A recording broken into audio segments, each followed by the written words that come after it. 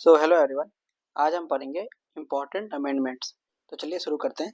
हमारा पहला अमेंडमेंट है 1951 में हुआ ये, और इसमें क्या हुआ है कि लैंड रिफॉर्म के रिगार्डिंग कुछ लॉज बनाए गए हैं, ठीक है। और 9th शेड्यूल को पहला अमेंडमेंट के द्वारा ही ऐड किया गया है भारतीय संविधान में, ठीक है। आपको पता है कि जो मूल संविधान था उसमें टोटल 8 शेड्यूल थे, ठीक है। 9वां शेड्यूल फर्स्ट अमेंडमेंट के द्वारा 1951 में जोड़ा गया है, और लैंड रिफॉर्म के रिगार्डिंग कुछ लॉज में बदलाव किए गए थे, ठीक है। ये था हमारा पहला अमेंडमेंट। सेकंड जो मोस्ट इंपॉर्टेंट है 7th अमेंडमेंट, ठीक। मैं सारे अमेंडमेंट्स नहीं बता रहा हूँ, सिर्फ वही जो एसएससी में या फिर किसी भी वनडे एग्जाम्स में आपसे पूछे जाते हैं, ठीक है। ये मोस्ट इंपॉर्टेंट है, इससे बाहर आपका एग्जाम्स में नहीं पूछा जाता है। तो जो 7वां अमेंडमेंट है वो हुआ है 1956 में, और इस अमेंडमेंट में क्या हुआ था, स्टेट रीऑर्गेनाइजेशन एक्ट था। मतलब भाषा के आधार पे भारत के राज्यों का जो है पुनर्गठन किया गया था, ठीक है। और भाषा के आधार पे बनने वाला जो पहला राज्य हुआ है आंध्र प्रदेश। ये भी याद रखिएगा, ये भी आपसे एग्जाम में देखने को मिलता है, ठीक। उसके बाद जो तीसरा इंपॉर्टेंट है वो है 10th अमेंडमेंट एक्ट।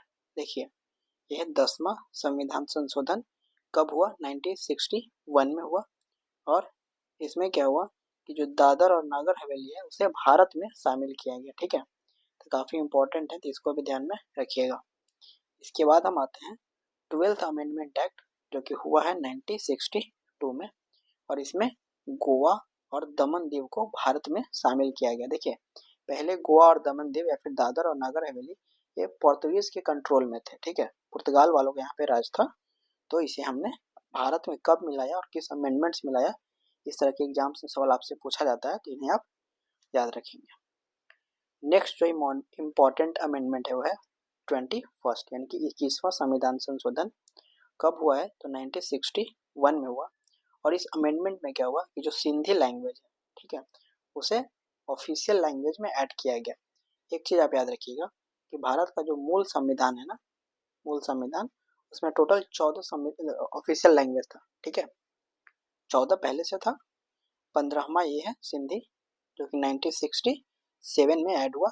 अभी टोटल 22 ऑफिशियल लैंग्वेज है, लेकिन कब कौन कौन ऐड हुआ अभी हम आगे देखने वाले हैं, ठीक। जो 26वां अमेंडमेंट है वो हुआ है 1971 में, और इसमें प्रीवी पर्स को जो है वो समाप्त कर दिया गया है। क्या था ये प्रीवी पर्स?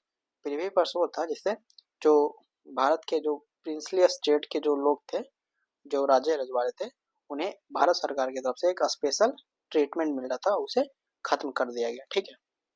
तो ये बात याद रखिएगा, काफ़ी इंपॉर्टेंट है, और इंदिरा गांधी ने ये काम किया था, ठीक है।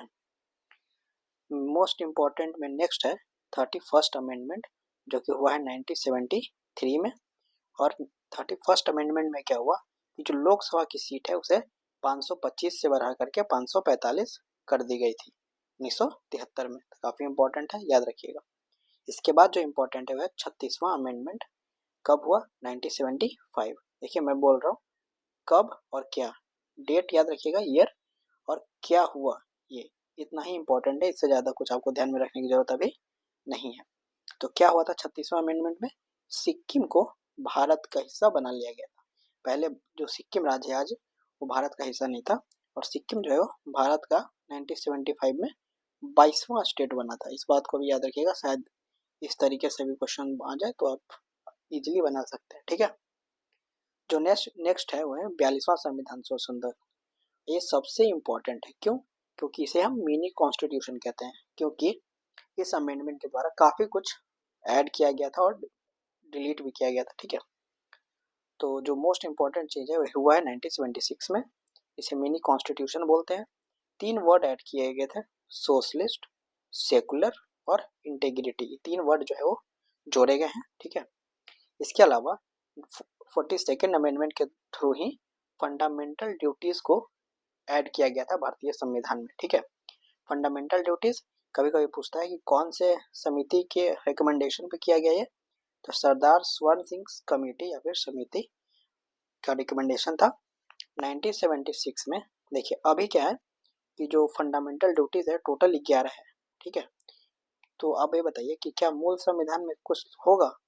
पहली बार ऐड हुआ 1976 में, तो मूल संविधान में फंडामेंटल ड्यूटीज़ नहीं था। 1976 में 10 फंडामेंटल ड्यूटीज़ जोड़े गए, और जो 11वां फंडामेंटल ड्यूटीज है वो 86वें संविधान संशोधन के द्वारा 2002 में जोड़ा गया। ठीक है, क्या था ये? ठीक है, वो हम आगे देखेंगे जब हम 86वां संविधान संशोधन पढ़ेंगे। ठीक है, जितनी भी बातें बता रहा हूँ इसको आप स्क्रीनशॉट ले लीजिए या फिर नोट करते हुए चलिए। जो नेक्स्ट इंपॉर्टेंट है वह है 44वां संविधान संशोधन 44th अमेंडमेंट 1978। इसमें क्या हुआ कि जो राइट ऑफ प्रॉपर्टी है उसे लीगल राइट बना दिया गया। ठीक है, इसको याद रखिएगा।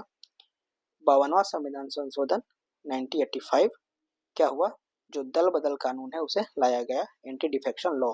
होता क्या था कि जो एमपी या फिर एमएलए हैं किसी भी पार्टी से जीतकर दूसरे पार्टी से भाग जाया करते थे, तो इसको रोकने के लिए एक एंटी डिफेक्शन लॉ लाया गया 1985 में 52वां संविधान संशोधन करके। ठीक है, तो काफी इंपॉर्टेंट है, फ्रीक्वेंटली एग्जाम्स में पूछा जाता है, तो इसको आप ध्यान रखेंगे। नेक्स्ट है 61st amendment act. 61st amendment, इसमें क्या हुआ सॉरी, इसमें जो वोटिंग एज है ना 21 साल से घटा करके 18 साल कर दिया गया। ठीक है, पहले 21 साल से ऊपर के लोग वोट देते थे, लेकिन 61वां संविधान संशोधन के बाद इसे 18 साल कर दिया गया, और अभी भी 18 साल ही है, हम 18 साल के होते हैं तो वोट कर सकते हैं। नेक्स्ट है 69th अमेंडमेंट एक्ट। कब आया? 1991 में। क्या हुआ इसमें, जो आज दिल्ली है उसे नेशनल कैपिटल बनाया गया और विधानसभा और सीएम का प्रावधान किया गया। पहले दिल्ली में 1991 से पहले विधानसभा के चुनाव नहीं होते थे और वहां पे कोई भी मुख्यमंत्री नहीं होता था। ठीक है, अभी रेखा गुप्ता है दिल्ली की सीएम, और आर्टिकल ऐड किया गया 239A और 239AB। ठीक है, दोनों इंपॉर्टेंट आर्टिकल दिल्ली से रिलेटेड है, और 69th अमेंडमेंट के बाद दिल्ली में विधानसभा और सीएम का प्रावधान है, तो इसको याद रखिएगा, काफी इंपॉर्टेंट है। जो नेक्स्ट इंपॉर्टेंट है वह 71st अमेंडमेंट 1992 का। ईयर याद रखिएगा, ईयर भी आपसे पूछता है।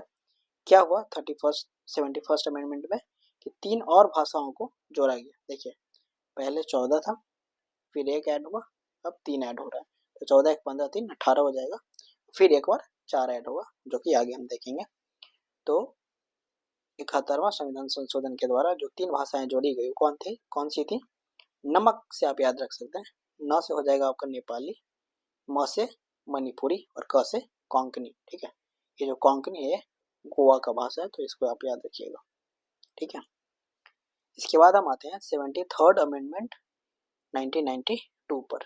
इसमें क्या हुआ कि जो पंचायती राज व्यवस्था है उसे संवैधानिक दर्जा दिया गया 73वां संविधान संशोधन करके। ठीक है, इसके बाद 74वां संविधान संशोधन 1992 का है, इसमें नगर निगम को संवैधानिक दर्जा दिया गया। ठीक है, जैसे ये गाँव में होता है, ये शहरों में होता है। ठीक, ये आपको पता है।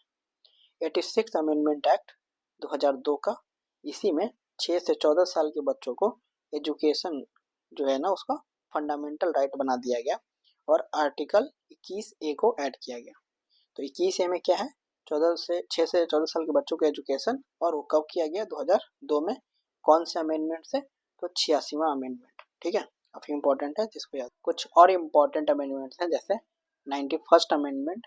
इसमें क्या किया गया, जो काउंसिल ऑफ मिनिस्टर्स होता है, जो मंत्रियों की संख्या है, वो टोटल जो हाउस है उसके स्ट्रेंथ के 15% ही हो सकती है, और ये 2003 में लाया गया। इसको एग्जाम्पल से आप ऐसे समझिए कि जैसे अभी हमारे पास जो एमपी की संख्या 43 है, तो इसका 15% ही आप मंत्री बना सकते हैं। ठीक है, मंत्री 15% बना सकते हैं, यानी कि करीब करीब कितना हो जाएगा, 81 के आसपास आप जो है वो मंत्री बना सकते हैं। ये था। ठीक है, 92nd अमेंडमेंट जो है उसमें क्या है कि 4 और भाषाओं को ऐड किया गया, और ये किया गया 2003 में। नेक्स्ट है 97th अमेंडमेंट एक्ट ए। इसमें कोऑपरेटिव सोसाइटी को भारतीय संविधान में लाया गया, और उसे पार्ट 9B में ऐड किया गया। अगर आपसे पूछेगा कि जो पार्ट 9B है वो किससे संबंधित है, तो कोऑपरेटिव सोसाइटी से। कोऑपरेटिव सोसाइटी को कब लाया गया? 97th अमेंडमेंट से 2011 में। इसके बाद जो 101st अमेंडमेंट है, 101वां संविधान संशोधन 2016 में लाया गया, जीएसटी एक्ट को एक्ट करने के लिए। जीएसटी जो बना वो 101वें संविधान संशोधन से बना था। तो ये था हमारा इम्पोर्टेंट 25 अमेंडमेंट। वीडियो अच्छा लगा तो वीडियो को लाइक और चैनल को सब्सक्राइब जरूर करें। इस तरह के वीडियोस के लिए आप हमारे चैनल को सब्सक्राइब कर सकते हैं। Thank you.